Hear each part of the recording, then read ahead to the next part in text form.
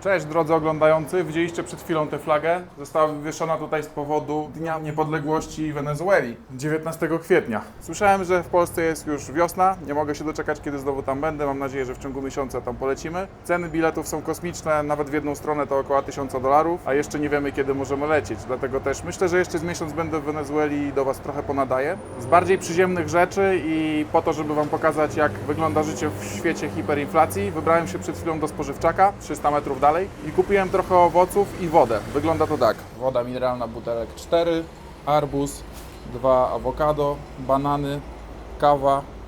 ¿Cómo se llama eso? I tu jakieś takie śliwki. I całość kosztowała niecałe 2 miliony boliwarów. 2 miliony boliwarów w obecnej chwili to jest jakieś $3, dlatego że dolar kosztuje teraz 640 000 boliwarów na czarnym rynku. No i wszystko byłoby pięknie. $3 w sumie całkiem sporo kupiłem, gdyby nie fakt, że kupiłem większą ilość boliwarów 2 tygodnie temu. Inflacja poszła do góry, płacę teraz praktycznie za wszystko podwójnie. Zrobiłem to dlatego, że przez jakieś 2-3 tygodnie mniej więcej dolar za bardzo nie rósł w cenie i uznałem, że no dobra, wymienię sobie większą ilość. Wymieniłem prawie $1000, no i tracę przez to. 2 tygodnie temu za każdego dolara dostałem 290 000 boliwarów, dziś cena czarnorynkowa to 641 000, a więc pieniądze, których nie wydałem, straciły 55% wartości w 2 tygodnie. Pozdrawiam Was serdecznie, za chwilę pokażę Wam, co się u mnie działo przez ostatnie mniej więcej 10 dni. Będzie to taki odcinek bez fajerwerków, bo do czasu, kiedy otrzymam okulary, które nagrywają, tak zwane szpiegowskie, nie za bardzo chcę cokolwiek nagrywać w miejscach niebezpiecznych. Gdy tylko dostanę okulary, pójdziemy na Karakańską ulicę i pokażę Wam, jak wygląda tu życie. A jest naprawdę ciekawe. Uznałem, że nie będę chodził z kamerą w miejscach publicznych, to jest taka mała uliczka, gdzie nie ma za dużo ludzi, ale na pewno nie będę chodził w miejscu, gdzie jest mnóstwo osób, bo jest to niebezpieczne. Zamówiłem na Amazonie takie okulary szpiegowskie i gdy już przyjdą, to wtedy wejdę w tłum i pokażę Wam trochę więcej Wenezueli. Nie chcę po prostu głupio prosić się o problemy. Chcę Wam jeszcze teraz powiedzieć parę słów o tym, jak wymieniam kasę w Wenezueli. Wenezuela od czasów mniej więcej pierwszych rządów Chaveza. Un segundo, solo el carro aquí y regreso, ¿ok? Chcą już, żebym wracał. Wenezuela od pierwszych rządów Chaveza, mniej więcej 2001 rok, ma podwójny kurs dolara, to znaczy jest oficjalny kurs, którego nikt nie uznaje tak naprawdę, i kurs czarnorynkowy. O, zobaczcie, jaki fajny Chevrolet, piękny. Tak więc są dwa kursy dolara, oficjalny i czarnorynkowy, i to nie jest właściwie żadnym problemem, a właściwie nie było do niedawna, bo do niedawna można było po prostu kupić boliwar po czarnorynkowym kursie w gotówce, płacąc dolarami w gotówce, które się przywiozło do Wenezueli, ale od jakiegoś czasu, od kiedy jest hiperinflacja, nie ma w ogóle gotówki, prawdopodobnie dlatego, że jest o wiele większy popyt na nią przy granicy z Kolumbią, no i też dlatego, że nie ma więcej papierków, nie nadążają z dodrukiem papierków względem tego, jakie są realne ceny. Gdy byłem tu w lipcu 2017, to dolar kosztował 7000 boliwarów, dzisiaj to już jest prawie 500 000 boliwarów. 2 dni później, w momencie publikacji tego odcinka, dolar kosztuje już 640 000 boliwarów, ale przenieśmy się 9 miesięcy wstecz. Pamiętacie odcinek o walizce pełnej pieniędzy? Wymieniamy $300 na 2 miliony boliwarów. Tak jest, wtedy za $300 dostaliśmy wielką walizę kasy, ponad 2 miliony boliwarów. Można było za to pożyć całkiem nieźle jakieś 2 tygodnie. My to teraz podzieliliśmy 2 kubki. Dzisiaj za 2 miliony boliwarów zrobiłem małe spożywcze zakupy, a inflacja w skali roku wyniosła jakieś 12 000%. Ciężka sytuacja kraju w największym stopniu dotyka najbiedniejszych, czyli tych, o których dobro walczyła rewolucja boliwariańska Chaveza, ale nie tylko. Bankrutują właściciele biznesów, choćby takich jak sklepy z częściami do samochodów. Co z tego, że paliwo jest za darmo, skoro litr oleju kosztuje tyle, co wynagrodzenie minimalne? Dlatego samochodów na wenezuelskich ulicach jest coraz mniej i są średnio coraz starsze, co ma swoje plusy dla miłośników klasyków. Cofnijmy się znowu o 9 miesięcy, gdy trochę szczuplejszy, nie ukrywajmy, pokazywałem kolejki do bankomatów i limity wypłat wielkości 10 000 boliwarów. Dziś limit wynosi 10 000 boliwarów, czyli w chwili kręcenia tego odcinka 5 groszy. Jest jednak coś magnetycznego w tym kraju. Czuć tu podmuch historii, który dawną południowoamerykańską potęgę gospodarczą zamienił w bankruta. Paliwo za darmo, więc ten, kogo stać na olej i części, może poruszać się samochodem z dowolnej wielkości silnikiem. Wreszcie. Tylko tutaj widziałem pogrzeb, który wyglądał tak. Przez przypadek prawdopodobnie nagrałem pogrzeb członka gangu. Nie mogę pominąć piękna wenezuelskich kobiet oraz tego, jak imprezują i jak kontaktowi są Latynosi. A to są wesoli Wenezuelczycy.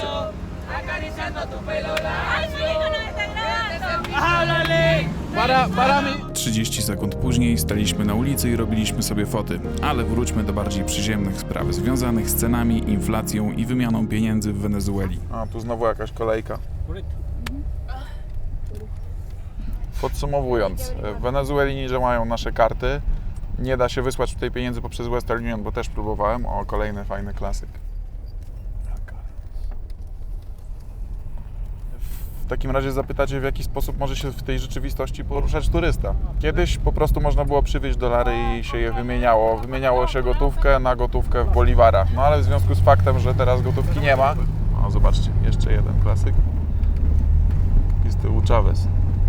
Problem polega na tym, że jako obcokrajowiec nie można sobie założyć konta w wenezuelskim banku. Zresztą nawet dla Wenezuelczyków jest to trochę upierdliwe. Nie jest to tak, że idą i sobie zakładają konto. W związku z czym no, trzeba tutaj korzystać z pomocy Wenezuelczyków. Jakiś czas, gdy miałem jeszcze dolary tutaj, no to chodziłem z tymi dolarami i zanosiłem je do znajomych, którzy mają sklep z telefonami i oni przelewali pieniądze na wenezuelskie konto, do którego mam kartę. Konto Wenezuelczyka. Później się trochę wycwaniłem i po prostu przelewam pieniądze na ich konto w Stanach lub w Panamie w dolarach, a oni przelewają mi tutaj na miejscu boliwary na wenezuelskie konto. Ostatnio dowiedziałem się, że jest jeszcze jedna lepsza opcja, mianowicie taka, że można sprzedawać bitcoiny na Local Bitcoin, to się chyba nazywa, taka giełda bitcoinów. To jest najbezpieczniejsza podobno i najlepszy kurs ma ta metoda.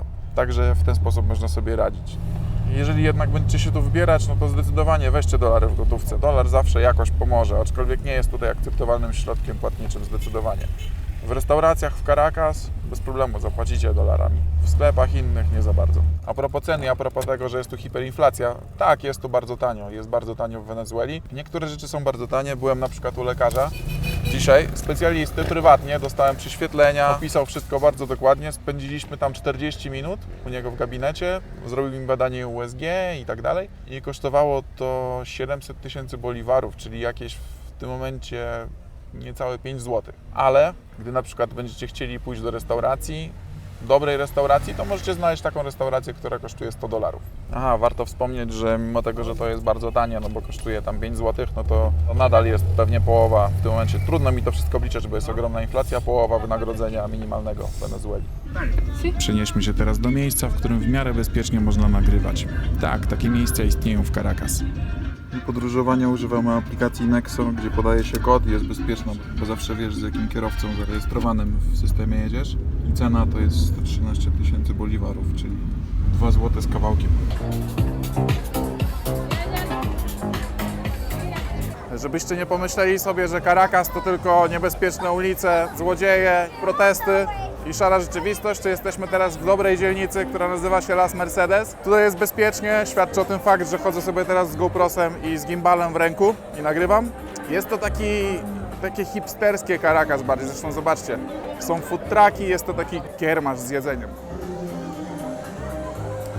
Można powiedzieć, że jest to takie bogatsze Caracas po prostu, bezpieczniejsze, dostatnie. Tutaj są jakieś hamburgery, barbecue i mięso. Hamburgery ogromne, jak widać. Tu wielka flaga Wenezueli. No i też jakieś takie jedzenie z mięsem głównie. Coś w stylu zapiekanek chyba. Tutaj jest jedzenie dobre dla Wenezuelczyków, bo kukurydza tam jest. Oni uwielbiają kukurydzę. Jakieś słodycze, fajny samochód obcięty. Widzicie tutaj zupełnie inną Wenezuelę niż tą, którą pokazywałem w swoich złowieszczych materiałach z Caracas. Niestety ta Wenezuela tutaj jest mała, izolowana. W samym Caracas żyje się o wiele lepiej niż w Wenezueli, a w tej dzielnicy to już w ogóle nie odzwierciedla to poziomu życia Wenezuelczyka.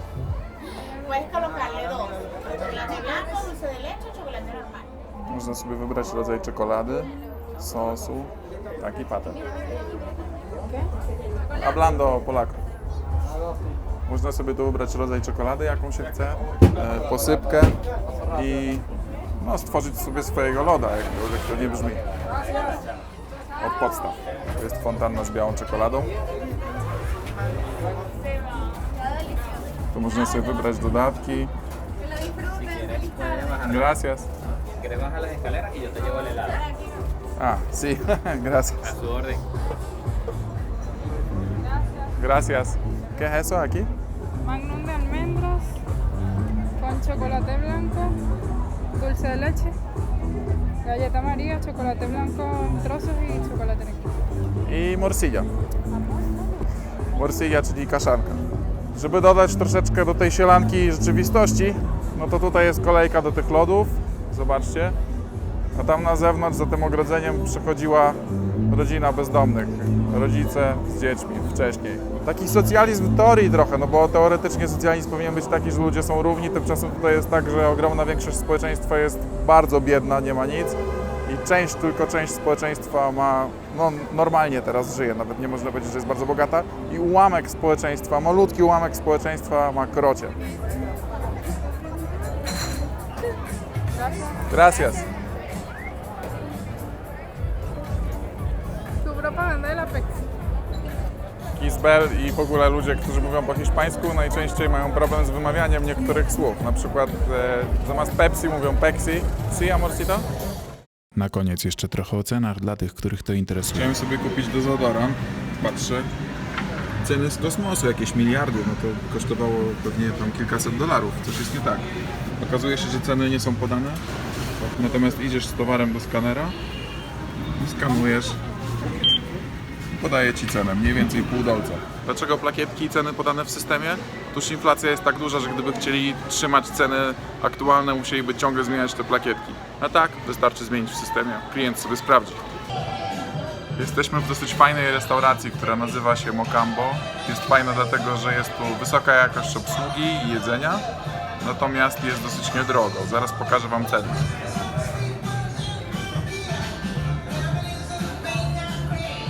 Dwa soki, tatar, pequeños i empanady.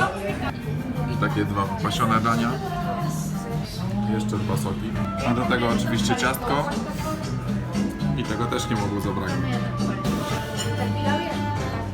Cena wszystkiego jakieś 10 dolarów, 11 może dolarów bez napiwku. Jeszcze taka ciekawostka, to jest nasz budynek, w którym wynajmuję mieszkanie.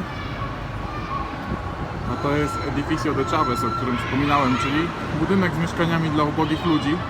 A tam jest taki sklepik z produktami dla ludzi, dofinansowany przez państwo, ale nigdy nic tam nie ma, bo są tak ogromne braki. Co ciekawe, wydawać by się mogło, że mieszkania są bardzo tanie w Wenezueli, a tutaj jest to ścisłe centrum, Plaza Venezuela, mimo tego, że nie najlepsza dzielnica, to w tym naszym budynku, który widać tu u góry, mieszkanie 84 metry na sprzedaż, pytaliśmy, 90 000 dolarów. Na koniec posłuchajmy głosu licznego sprzedawcy awokado. Szczerze mówiąc, za pierwszym razem myślałem, że ogłaszają stan wojenny.